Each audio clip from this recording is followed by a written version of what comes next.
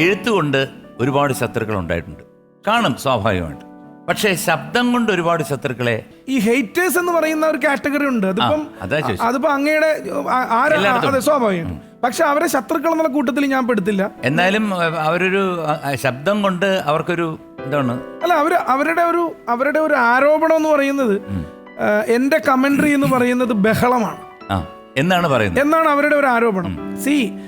അപ്പൊ എനിക്ക് അവരോട് വളരെ സ്നേഹപൂർവ്വം പറയാനുള്ള മറുപടി, താങ്കൾ ഉൾപ്പെടെ അല്ലെങ്കിൽ നിങ്ങൾ ഉൾപ്പെടെയുള്ള ഒരു ചുരുക്കം സമൂഹം ഞാൻ വെറും ബഹളമാണ്, അതല്ലെങ്കിൽ ഒരു ജെനുവിൻ ഫുട്ബോൾ അല്ല എന്ന് പറയുമ്പോഴും എൻ്റെ ഇതേ ബഹളത്തെ ഇഷ്ടപ്പെടുന്ന ബഹുഭൂരിപക്ഷം ആളുകൾ ഇഷ്ടപ്പെടുകയാണ്. അപ്പം ആ ഒരു രീതിയാണ്. അപ്പം അവർക്ക് ഒരു ന്യൂനപക്ഷത്തിന് വേണ്ടിയിട്ട് ഒരു ഭൂരിപക്ഷത്തിന്റെ താല്പര്യത്തെ ഹനിക്കേണ്ട കാര്യമില്ലല്ലോ. അല്ല, മാത്രമല്ല ഇത് ഷൈജുവിന്റെ സ്വതസിദ്ധമായ ശൈലിയല്ലേ.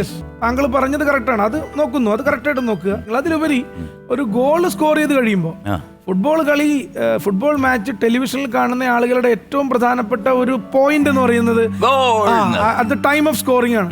ആ സമയത്ത് ഇപ്പം നമുക്ക് നമ്മുടെ ഏറ്റവും പ്രിയപ്പെട്ട ഫുട്ബോൾ ടീമുകൾ കളിക്കുന്ന സമയത്ത് ആ ഗോളിന് വേണ്ടി കാത്തിരിക്കുന്ന പ്രേക്ഷകന്റെ മുൻപിൽ ഈ ദൃശ്യം വരുമ്പോൾ ഒരു നല്ല ഗോൾ സ്കോർ ചെയ്യുന്നു. ആ സമയത്ത് വളരെ സുന്ദരമായ ഒരു ഗോൾ സ്കോർ ചെയ്തിരിക്കുന്നു എന്ന് ഞാൻ പറഞ്ഞാൽ ആ സമയത്ത് മലയാളികൾ ആ സമയത്ത് തന്നെ അവരുടെ ഹൃദയത്തിൽ നിന്ന് പുറത്തേക്ക് മാറ്റിവെക്കുന്നില്ല. അതേസമയം അവർ പ്രതീക്ഷിക്കുന്നത് ഒരു നല്ല ഗോള് അതെങ്ങനെയായിരിക്കും, റൊണാൾഡോ സ്കോർ ചെയ്യും, അപ്പം അല്ലെങ്കിൽ നല്ല ഗോള് ലയണൽ മെസ്സി സ്കോർ ചെയ്യും. അപ്പോഴാണ് നമ്മൾ പറയാ ശ്വാസമടക്കി പിടിച്ച് വീർപ്പടക്കി പിടിച്ച് Thiruvananthapuram free kick for Portugal, Ronaldo വരുന്നു ആ ഫ്രീ കിക്ക് എടുക്കാൻ. റൊണാൾഡോ, നിങ്ങളത് കാണുക. ഭൂഗോളത്തിൽ why this man is called a genius. വന്നിട്ടെന്ന് சொல்லு, തിരുമ്പി വന്നിട്ടെന്ന് சொல்லு.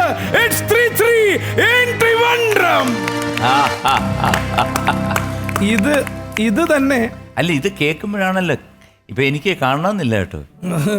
ഇത് ശരിക്കും ആക്ച്വലി ഇത് കേൾക്കുന്ന അല്ലെങ്കിൽ കാണുന്ന പ്രേക്ഷകർ വിചാരിക്കും ശരിയാണ്, ഇതിപ്പം ശരിക്കും നമ്മൾ കണ്ടതുപോലെ തന്നെ ഉണ്ട് ഇല്ലേ. നമുക്ക് കയ്യിലൊരു രോമാഞ്ചം നിങ്ങളുടെ ശബ്ദത്തിലൂടെ കിട്ടി, അതൊരു കഴിവ് തന്നെയാണ്. ഇതെങ്ങനെയാണ് ഇതിനോടുള്ളൊരു സാമീപ്യം തുടങ്ങിയത് എങ്ങനെയാണ്? അല്ല ശ്രീമറേട്ടാ, ഞാൻ ചെറുപ്പം മുതലേ നേരത്തെ പറഞ്ഞല്ലോ, ഞാനൊരു വാതോരാതെ സംസാരിക്കുന്ന ഒരാളാണ്. അങ്ങനെയുള്ള ഒരാൾ ബേസിക്കലി കായിക പ്രേമിയും കൂടെയാണ്. ചെറുപ്പം മുതലേ സ്കൂളിൽ പഠിക്കുന്ന കാലം മുതലേ ഏറ്റവും കൂടുതൽ വഴക്ക് കേട്ടിരിക്കുന്നത് അല്ലെങ്കിൽ തല്ല് വാങ്ങിയിരിക്കുന്നത് ടീച്ചർമാരുടെ പക്കൽ നിന്നായാലും, അതിപ്പോൾ സ്കൂളിൽ പഠിക്കുമ്പോഴും കോളേജിൽ പഠിക്കുമ്പോഴും ജേർണലിസം പഠിക്കുമ്പോഴും, ഒന്നുകിൽ ഞാൻ കളി കാണാൻ എവിടെയെങ്കിലും പോയി, അല്ലെങ്കിൽ ടെലിവിഷനിൽ കളി കണ്ടു നിന്നു, അതല്ലെങ്കിൽ ഞാൻ ക്ലാസ്സിലിരുന്ന് ഒച്ചത്തിൽ സംസാരിച്ചു. അതെ പറയുന്നത്. അപ്പം എന്റെ സംസാര രീതിയും എന്റെ ബേസിക് പാഷൻ എന്ന് പറയുന്നത് സ്പോർട്സും ഫുട്ബോളും ക്രിക്കറ്റും എല്ലാമാണ്. അപ്പൊ കളിക്കാരനാവണമെന്നായിരുന്നു ആഗ്രഹം. അതിങ്ങനെ എന്താ പറയാ, ഒരു ജീവിതത്തിന്റെ ഒരു ജംഗ്ഷൻ, നമ്മൾ ഈ പറയുന്ന ഒരു ജംഗ്ഷനിൽ കളിത്തട്ടിൽ ശരിക്കും പറയുന്നത് ഇപ്പം അങ്ങയുടെ ഒരു പാഷൻ എന്ന് പറയുന്നത് പാടുക എന്നതാണ്. എന്ന് പറയുന്ന പോലെ എൻ്റെ പാഷൻ സ്പോർട്സുമായി ബന്ധപ്പെട്ട ഒരു സംഗതിയിൽ പ്രവർത്തിക്കുക. പ്രത്യേകിച്ച് കമൻട്രി ആണെങ്കിൽ അത് എനിക്ക് ഏറ്റവും എവിടെയെങ്കിലും ഇരുന്ന് കളി കണ്ട് ഗംഭീരമായി പൊടിപ്പും തൊങ്ങൽ, നേരത്തെ പറഞ്ഞതുപോലെ പൊടിപ്പും തൊങ്ങലും വെച്ചത് പറയാൻ കഴിയുക അല്ലെങ്കിൽ സാധിക്കുക. അപ്പം നേരത്തെ വളരെ പ്രഗത്ഭനായ ഒരു കമന്റേറ്റർ ഹർഷ ബോഗ്ലെ സാറ് വരെ എൻ്റെ അടുത്ത് പറഞ്ഞിട്ടുണ്ട്, നിങ്ങളുടെ പാഷൻ നിങ്ങൾക്ക് കാശ് കൊണ്ട് തരുന്നുവെങ്കിൽ അതാണ് നിങ്ങളുടെ ലൈഫ്.